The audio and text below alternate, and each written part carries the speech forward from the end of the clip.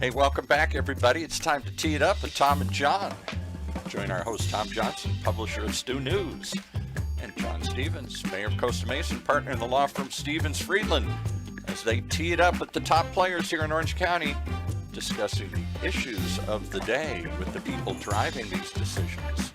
Keep the county on course. So, of course, we're going to start with John. Hey, welcome, guys. Welcome, welcome. It's nice to hear from you, Paul. Tom, how you doing? Hey, I'm doing better than Justin Thomas. Yeah, I know. What's going on with that guy? He can't find his swing. He shot 81 today. Yeah, 81. Yeah, now, John. See, as bad as it was, my best I've ever shot is 82. Yeah, I would have taken you today against him. Yeah, well, he probably had too much fun at Wimbledon. Did you see all those pictures? Yes, I did. Looked like a fun time, though. He was there with winning Ricky Fowler. Ricky Fowler and Jordan Spieth and their spouses. Yeah. They were having a great time. Yeah. But then Rory was paying attention. He won the Scottish Open. Yes. So my wife, Amy, of course, and so I come downstairs today and she says, "Who's Brian Harman? Who's Brian Harman?" And I go, "Why do you ask?" And she says, "He's leading in the can we call it the Open or the British Open?" You got to call it the Open, or else you get hate mail. Yeah. Who do you think's going to win it? Not Brian Harman. Yeah. I don't know. Jordan's up there. The interesting thing is Harman is 10 under. Tommy Fleetwood's in second at 5 under. Yeah. Then it drops to 3 under. Right. So even though he's way far ahead, somebody like Rory McIlroy is 1 under. He's 9 strokes back. You go, Sure. Oh my gosh! But there's only a couple guys ahead of him. Yeah, it cancels itself out. Tomorrow's moving day, so we'll see what happens. Yeah. I mean, I think that I've been watching these tournaments, and especially since it's in the United Kingdom, I think that Tommy Fleetwood is due. Yeah, and it'd be a great story. He's from that area, I think. Yeah. So. Yeah. Okay, so Michele Richards is on. She's our guest today. Michele, can you hear us? I can. Good morning, guys. Good morning. Okay, so Michele really needs no introduction, but I'm going to give her one anyway. She's the CEO. Who is she again? No, I know who Michele is. Come on. Michele is the CEO of the Orange County Fair, which is going on right now. We're going to ask her some questions about the fair and see how it's going over there. The theme this year is just kind of reminds me of our relationship, Tom. It's happy together. Yes. We're always happy together, right? Yes, absolutely. Yeah. Well, you know what? The Orange County Fair, let's face it, is a great place to go during the summer. So much going on. At Stu News, I get stuff every day. I mean, last night I heard from Eric Wygand. Yeah, I saw him yesterday at the fair. Eric's the city council in Newport Beach, and he won for his hydrangeas. Yeah. Who would have known Eric Wygand grows hydrangeas? Who would know that? The fair makes that happen. Yeah. I think I won this year for the most time spent in the massage chair. Okay. I think that was It's a talent. my thing. Yeah, you got it. It's a talent. You have to be very patient and Yes. sedentary. Yes. So, Michele, what's new at the fair this year? Oh my gosh, there's so much new, and I have to share with you. We all knew that Eric won for his hydrangeas because he was showing pictures of himself holding his award-winning flower that he grew, and so proud of that, that blue ribbon, and that's what the fair is all about. Oh, right? yeah. Is just showcasing the talents of our community and the community coming together. And we have so much new this year. So you guys know, we all, everybody struggled during the pandemic, and we were shut down completely, had to cancel the 2020 fair, and bringing it back in 2021 was such a triumph. And then we did it again last year in 2022, but I really challenged the staff this year. Let's bring in some new stuff to really give people a reason to rediscover the OC Fair. So I'll do a little rundown of this magnificent exhibit that we have. And John, I know you were at the fair last night. Did you go see the Art of Music, the walkthrough exhibit? I didn't see the Art of Music. He was in the massage chair. No. I saw the ELO cover band. Oh, yeah, I've got a lot great. of a lot of nostalgia there. You know, that was the first concert I ever went to in 1979. Was Really? ELO. Well, Yeah. I saw I watched a bit of that concert too from the main mall, and what I couldn't believe it, it was song after song, like, oh my gosh, yeah, they had that hit. ELO had that hit too. Yeah. And I forgot how really fantastic they were. And tonight I'm going to the Angel game, but my wife's going to be there. They have the Fleetwood Mac cover Oh, band. they're Nice. And Tom, if you want to do something fun, you don't need to. I mean, look, I don't want to mess up the revenue. You can buy tickets to go into the hangar, but I have the most fun just being outside the hangar and listening. And they've got these beautiful video screens, and it's Yeah. just like being in the place. Although you can walk around and you can get a beer and you can get you can get a ice cream or whatever and hang out with your friends. It's a lot of fun. Okay, so tell about the. About the new music exhibit. Yeah, so the Art of Music, we have taken one of our exhibit buildings, the Huntington Beach building, cleared it out, and brought in a custom-made exhibit just for the OC Fair called the Art of Music. So you guys are from my era. You remember when our favorite band, whatever it was, would launch a new album, right? Right. You would go to Tower Records, or you'd go to licorice pizza, right, to get your album. And what was the first thing you would do when you got home? You rip it open, Rip it open, read yep. it cover to cover, right? Yeah, the liner notes. Yeah. Liner notes, right? And you look at the artwork that went into it. So this exhibit is like literally walking down Sunset Boulevard Nice. Wow. when they would launch an album, and those big billboards would go up. So this curator that we worked with owns all of those original hand-painted billboards and has brought them to this exhibit. So you can walk through and find these giant, replicas of your favorite artist, or your favorite band, your favorite performer, and learn all about the art behind the music that created those iconic album covers. It's really, really good. Well, I used So to. John, you have to come back and see it. Yeah, that's. I used to appreciate when I would open up those album covers and they had the lyrics. Oh, I mean, yeah. that's how I learned most of the lyrics. Yeah. So you would play the songs over and over again and read Sure. the lyrics. That's what Exactly. made me such a solid karaoke performer all these years. So that's another thing. We can get John up on one of the stages and sing. Well, Sing along with the mayor. They have that. They have that. Tell We tell do. tell about that at the Yes. at the what is it, the Pacific Courtyard there? Plaza Pacifica. Yeah. So it's right outside the entrance of the Pacific Amphitheater if you're going into Right. the headline Okay. concert. But we had this for a number of years prior to the pandemic, and we brought it back this year. So it's live band karaoke. So if you go to a karaoke bar, you're usually singing to a machine, right? Right. The machine plays the music. This is a live band, and they're really good. So you got a bass guitarist, you have a lead guitarist, a drummer, a background singer, and you're up there on stage singing your favorite song. Nice. That's really, really entertaining. Yeah, I'm Nice, committed. I'm going to do that next time. I do a lot of Okay. karaoke, but I've never done it at the fair, so that's a lot of Live fun. band. So before we leave the subject of the music, historical display and everything like that, just you telling me, Michelle, about it, I think back. I lived about an hour east of San Francisco, and on a Friday or Saturday night, one of the cool things to do would be drive to San Francisco, go to Tower Records, and walk in. See the big sign outside, and it was a phenomenal experience in those days. Yeah. Yeah. Oh, yeah. Yeah. Yeah, Well- it's something. When you walk through that exhibit, it'll take you back. It really will, and it'll remind you of how much we love music and how much we as a community rely on music, to get us through hard times, to celebrate good times. It's really something to see, and that we've got some artists that are doing live paintings of album covers inside the Nice. exhibit Wow. as well. Yeah. Nice. It's something. we've got 3 new rides at the OC Fair. Now, Tell me about them.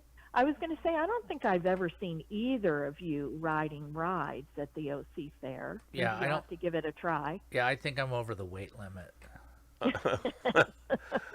I'm over the age limit. Like a merry-go-round is good for me because I can go up and down like that for a short distance. But anything with speed kind of bothers me these days. Yeah. I had a small the window of time spinning- with rides. I just when I got to the height limit, I went over the weight limit. But I will tell you, Michelle, when I go to the fair, I've got these 3 little grandchildren that are now 6, 4, and 3, and to see the smiles on their face. Yeah. Of course, they all want to go in a different direction.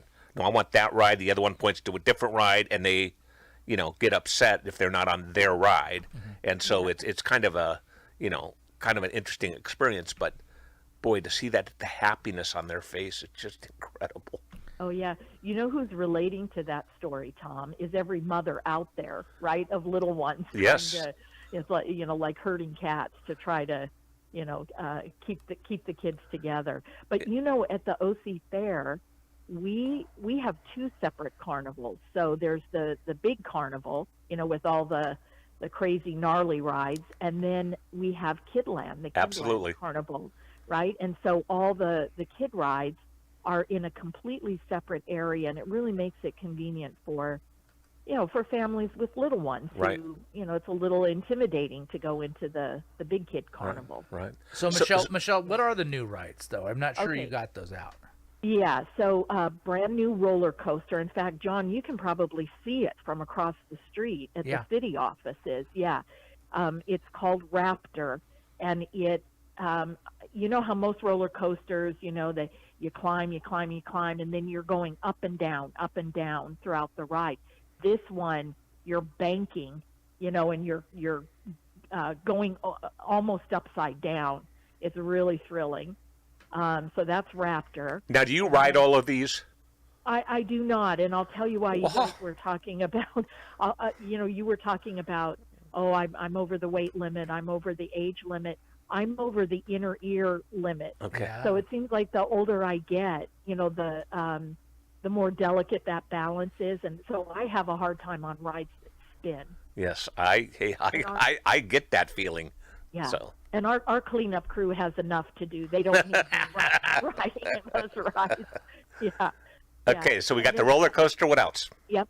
We've got Joker 360, and this one would kill all 3 of us. Really, it spins, it goes back and forth, it rotates up and down. It's definitely for the thrill seekers. So it's called Joker 360. Wow. And 360 as in 360 degrees. It'll spin you all over the place. Right. And then new this year is Slingshot. So you guys have probably seen this on some of those video shows on TV. So you and a partner get into this sort of like this globe-shaped cage, right? Yeah. And the cage is connected to 2 bungee cords, and it's literally a slingshot that the ride goes, and that thing slings up, shoots up into the air. I don't know, it looks like it's 1,000 feet Wow. up in the air. Yeah, and you can have a video made. Well, if you could take 2 people on there, I'm just thinking about John and the weight limit and everything like that. If we Oh no, John. if we cut that down to 1 person, got I John. could do it. Yeah. I have, I do have a bit of a fear of heights, but I was looking at that. I was Yeah. driving, I can't remember where we were. I was with Amy, and we were driving on Fair Drive, Yeah. and I said, that would be a fun thing to do. I don't know. And I said, well, you know what? I could close my eyes. And she says, well, what's the purpose of closing your eyes? I mean, that's the fun, to have your eyes open. That's great. I don't know. That's great. Yeah. So that, and you know what? Over 1,000 people have ridden that ride since we opened last Wow. Friday. Wow. Yeah. You know, I that's bought the video to prove it. Wow. so the fair. It just strikes me as we're talking about this is, everybody comes to the fair and they all have different experiences. Yeah. Like we were there last week when we opened it, Michelle, and we ended up at the piggy races and in the Yep. little butterfly menagerie that they've got Yes. there. And then there's some people who are really into the agriculture and the Mm-hmm. awards, and Some people go for and- Chicken Charlie, and and some people go for the crazy fatty food, and some people Yep. go for the kiddie rides, some people go for the games, for the Yeah. for the scary rides, for the music, whatever it is. It's like it's about 10 experiences in one, and whatever you care about, it's the best time you can have. yeah, Yeah, that's a really good way of putting it, John. It's like if you look at our community, we're so diverse, in Orange County. I know a lot of people might not think that or see that, but you guys both know. We have people of all ages, all ethnicities, all different economic, backgrounds, and to say that there's one thing that would interest everybody is just not true. And so the fair is exactly that. There's something for everyone. There truly is, and there's something for everyone at every price level too. So you can come to the fair and certainly spend money on carnival rides and food, and but there are so many free things to do with your price of admission. So we're $13 on Wednesday and Thursday, $15 on Friday, Saturday, and Sunday, and then seniors 60 and over is $9. Ooh. Kids are free under age 5 and under, and you can come in and spend the entire day at the fair and not open your wallet after you walk in the gate.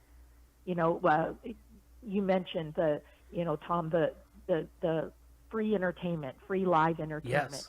The Art of Music exhibit is free with your admission. You can go to the livestock area and see all the animals. You can go to Centennial Farm. Piggy races are free. Pig races are free. I always love to go. You to jump back to that, the Centennial Farms. Tell me. How are the piglets? Piglets are due tomorrow. Okay.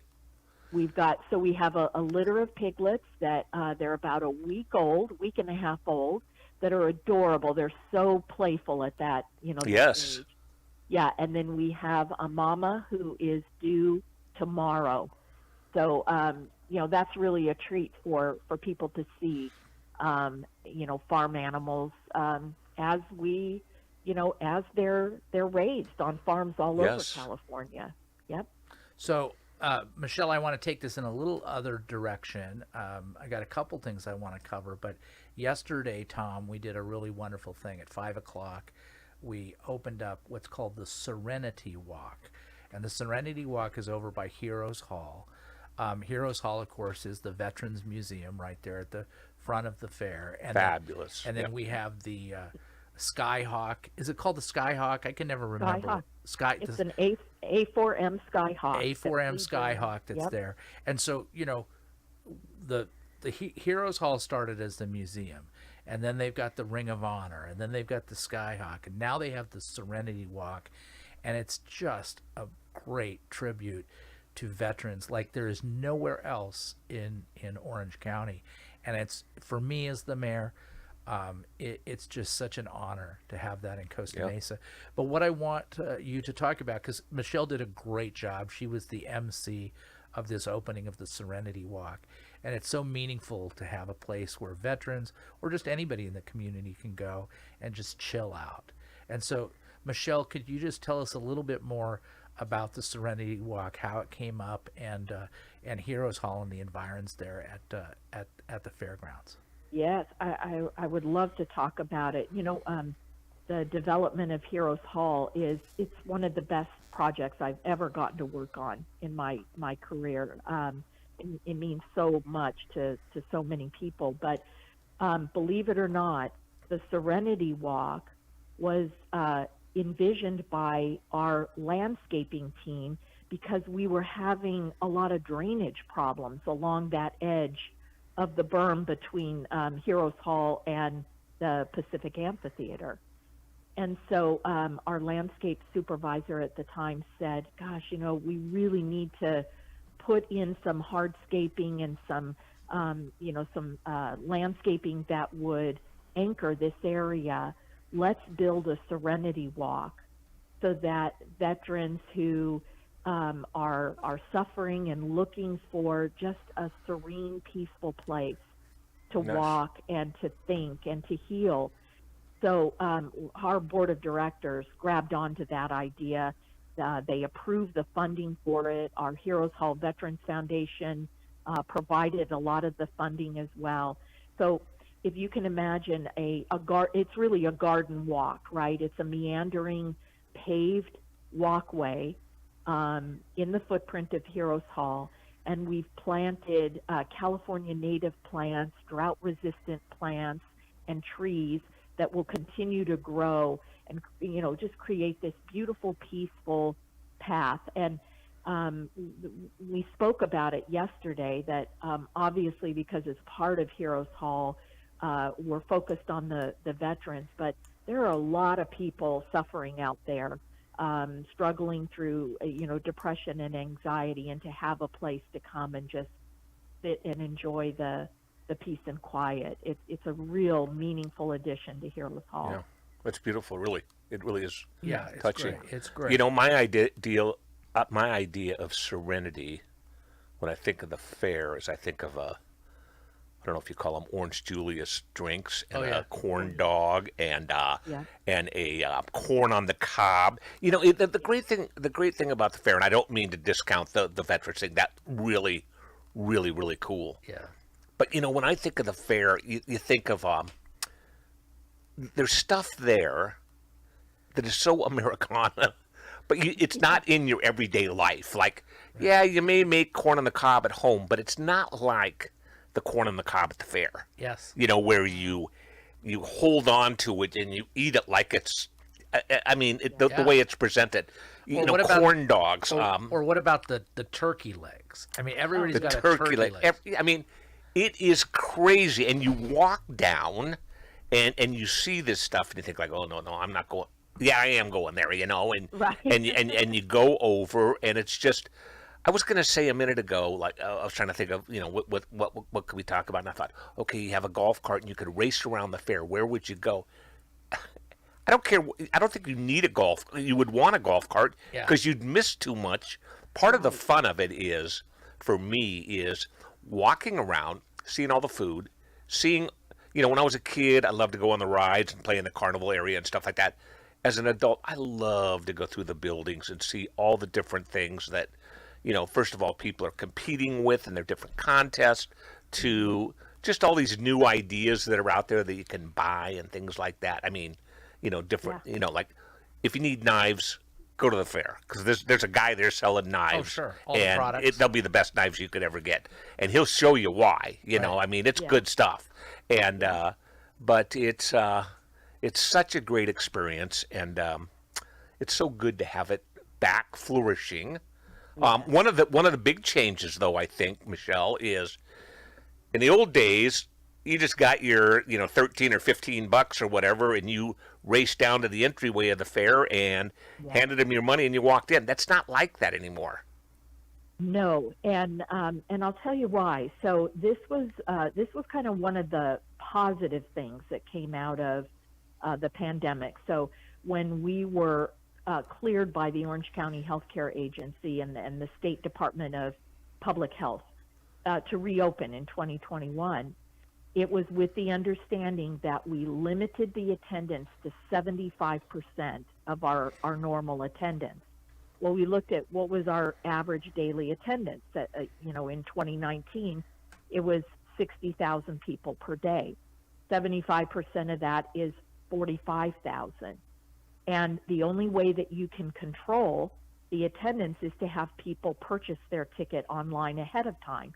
You set a limit every day, 45,000. Well, my gosh, what we didn't realize is what a great guest experience we were creating, because you guys have both been at the fair, on a crowded Saturday night. We were we had 85,000 people on the fairgrounds on the weekends, and Crazy. You couldn't move. And John, you certainly remember all the the resident complaints, you know, the Yes. neighbors. You're a neighbor, right? And Right. people parking I was a illegally neighbor, and yeah. the Yeah. and the the traffic and the noise and we just said no, we have to make some permanent changes that are going to be better for everybody, better for the guests, certainly number one, better for our neighbors, and then changes that would not overwhelm our resources and our employees.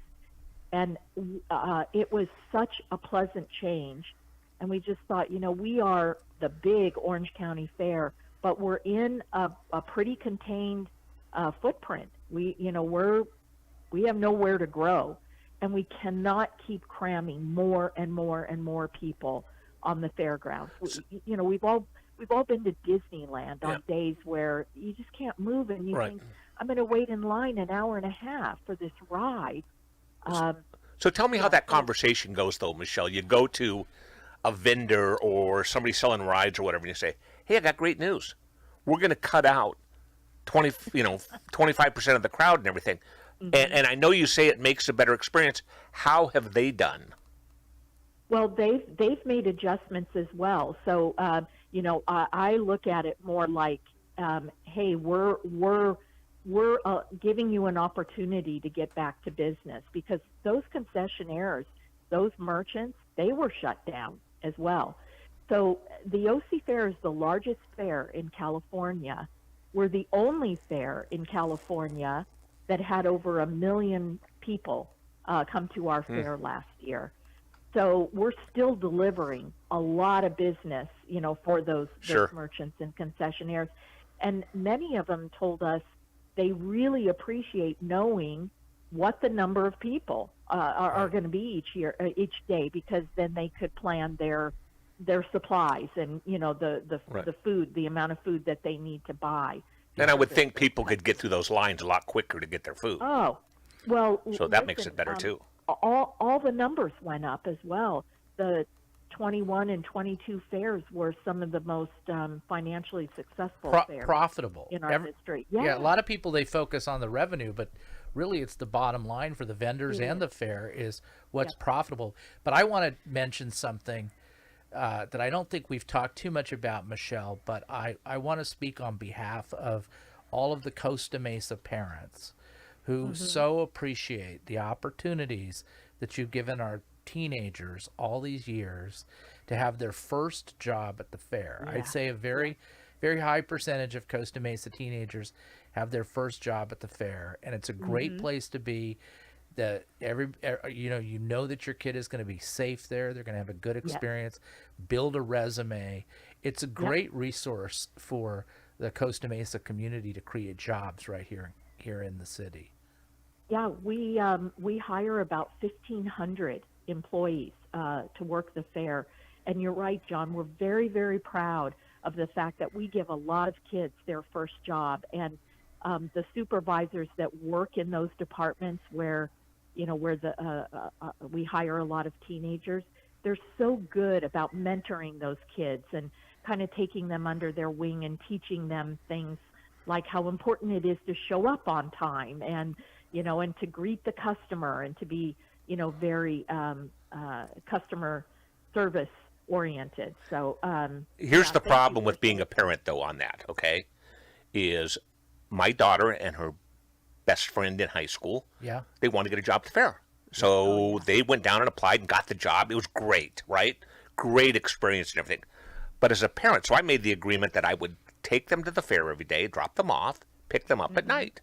And I had a new car at the time, and they worked at, it was Australian, maybe baked potatoes. Battered potatoes. Battered potatoes. It took me like 3 months to get the smell out of my car of those potatoes when they climbed in the car every night after a day's work and everything. I mean, it was the funniest thing, because they would go there every day. They loved that experience. Well, at least it was a good smell. No, it was great. It was great. I'm kind of kidding on the whole thing, but I do remember them getting into the car every night after a day's work. It was pretty funny. So Paul has something, and then I have one last thing I want to get off my chest. Then we'll get off the air. On that note, I want to know what the craziest fried food is this year. Oh, okay. So there's not a ton of really crazy fried food, But Chicken Charlie has taken a s'more and battered it and deep fried it. And I haven't tried it yet, but it sounds amazing, right? A deep fried s'more. John just left the studio. I think he's heading down there. Anyway, I'll call ahead for you. Hey, Michelle, I just want to say, because we don't have a lot of time, but I want to express my profound and deep appreciation for what you have done, what your staff has done to support us in the July 3rd event, which has just turned into a completely rocking event for the city of Costa Mesa. We had 10 to 12,000 people there, and I want to tell Paul and Tom and the listeners that from the whole time that we've been trying to put this thing on and get it right, and we're continuing to work on it, there is no group of professionals more professional and more effective than the team at the fairgrounds. I mean, it's unbelievable. You say, we want to put on an event, and they're like, okay, boom, and it's taken care of. The security, the parking, the layout, just everything. It's just so great to work with you. Oh, thank you for saying that. That we put a lot of passion behind our work, and I'm very glad that it shows and that it created a great experience. And it was a beautiful July 3rd event, seeing the community come together. It's not only that. Okay, so you had the July 3rd event, then you have the OC Fair. Yeah. But that's not it with the fairgrounds. No. The fairgrounds goes on. What's amazing is it goes on the fairgrounds 365 days a year. We touched on the the veterans portion of it, but seems like there's always something going on at the fair, and you guys do a great job. So congratulations. Yeah, In October, Tom, we're having the Sustainability Decathlon, and people are going to come from really all over the world, but all over the United States. Different universities are going to put together sustainable homes, and I think it's a 2-week event, and so we're expecting a lot of visitors. So that's good for our Travel Costa Mesa group, and it's going to be a really interesting thing. We're hoping to make it an annual or semi-annual event. We at the city are sponsoring the Weiland exhibit, which is this guy Weiland who did he did the mural at the whales and at the aquarium at Long Beach. So it's really great. And then they have the 626 night market they're doing. I mean, just one thing right after another. So you're right. When the fair ends, we just start another year. So here's what I'm most thankful of, John. They sell a season pass at the fair. Mm-hmm. So I got tasked with babysitting the 6, 4, and 3-year-old this summer, right? My grandchildren. I bought that season pass for each of them. I dropped them off opening night, and I picked them up in like 2 more weeks, right? And it's been the most relaxing summer I've had. So if you see 3 little kids running around and they need anything, give me a holler, will you? I'm calling you. Yeah, we'll give you a call right away. And I don't advise anybody to do that. If you're going to the fair, as great as it is, and as great as the security is, and all of that stuff, it's just a simple reminder that I can joke, but don't keep your kids in sight. Keep a leash on your kids. Let me just ask you a question. So, what do you do with when kids have got to get lost? What do you do with lost kids? And if somebody does lose their kids, we have a vast audience here that listens to the Tom and John podcast. Yeah. How do you get your kid back? Yeah. So first of all, it's generally lost parents rather than lost kids, because the kids are having a great time, right? But keep in mind, you both have mentioned security. That we have our own security staff that are all over the fairgrounds, and we partner with the Orange County Sheriff's Department. And so our sheriff's deputies patrol the fairgrounds as well. That's great. And don't forget those 1,500 employees that are all over the fairgrounds. So if there's a lost child, and what a caring community we have too, right? Right. That kid will be cared for. We've got the sheriff's compound on site, and we have yet to lose a kid. We always reunite, and it's usually the parents that we have to take care of, because they're, imagine the fear of losing track of your child, but they're usually very quickly reunited. That's great. Michelle, you've been a delight to have on. Oh, The you guys are fair great. is fantastic. We all love it. John, as I said, is on his way down to have that deep fried whatever. Deep fried s'more, yeah. And Yeah. but we'll all see you out at the fair. Give us a website that people can go on and check for concerts and things. Yep, it's easy. ocfair.com. It's got everything you want to know about the fair. Including booking your tickets, and we can't reiterate that That's enough. right. Thank you very much for all you Thank you, do, guys. and keep up the great work. Thanks, Thank you Michelle. for your support. Yeah, you guys take care. Okay. All right, thank you. Bye-bye. John, that's it. That's it. That's a wrap. It's a wrap. What are you doing this afternoon? Anything? I'm going to talk with the firefighters, and then I got to go to the Angel game. Angel tonight against the Buccos, the Pirates. Okay. I don't think I've seen the Pirates at Angel Stadium, so Okay. it should be fun. Well, I'm teeing off in a couple hours, and Where are you playing? it's going to be warm. Laguna Woods. Okay. Got my course under control. Yeah. Been hitting it well. Played Arroyo Trabuco on Monday. Feeling good about the game. All right. Good luck. May you have as good a day as Brian Harmon had today. Yes, that would be great. Anyway, we'll talk to you soon. See you around town. All right. Thank you.